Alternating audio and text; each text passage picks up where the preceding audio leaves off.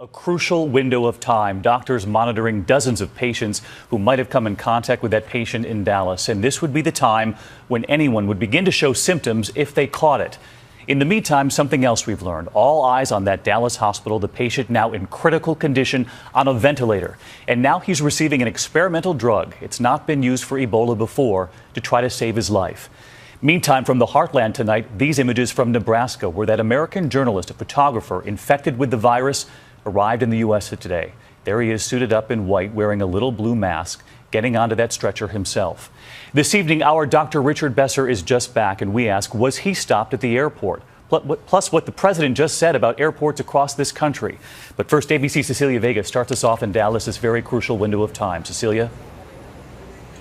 David, good evening to you. Thomas Duncan is on his 8th day in isolation here at this hospital. As you mentioned, he's on that ventilator. He is receiving dialysis after kidney failure, and doctors say his condition is worsening. He's now in critical. As Thomas Eric Duncan fights for his life, doctors are now administering an experimental Ebola-fighting drug. This after officials had said that medicine would make him even sicker. I can't answer whether if he would have taken that experimental medicine earlier or not would have made a difference. I can't answer that. Since Duncan became the first Ebola patient ever diagnosed in the U.S., 800 calls a day pouring into the CDC, skyrocketing up from the usual 50. Officials now trying to ease fears. We don't have an outbreak. We have one event that is being handled properly. That American video journalist who contracted Ebola while working in Liberia reaching American soil this morning. That's Ashoka Mukpo in a hazmat suit walking off the plane in Omaha, Nebraska before heading to a hospital quarantine unit. He looked strong. He walked off the plane, gingerly waved to us. You know, he's tentative and frightened.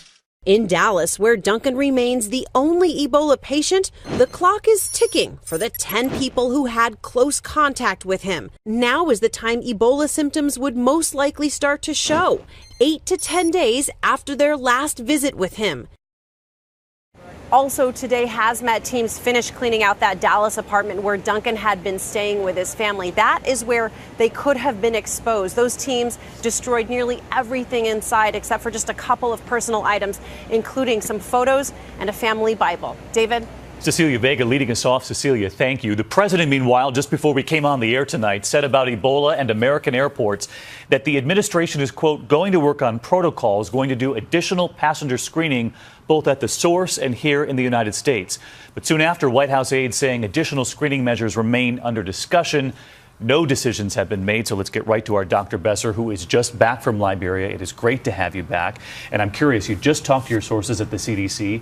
Are there any plans in place? They tell me they would consider any options that would truly make us safer. But for incoming screening to work, you'd have to have symptoms. You'd have to have symptoms because that's when you're contagious and when people would know. I'm curious, did they ask you when you came back? They did. My passport was flagged because of the reporting I'd been doing. They were aware of the reporting, but were they asking other passengers where they had traveled to? They hadn't. And you're convinced that might not even help? It wouldn't, but the outgoing screening is so important. When I left Liberia, they took my temperature 3 times. They asked me detailed questions. They looked to see if I was healthy.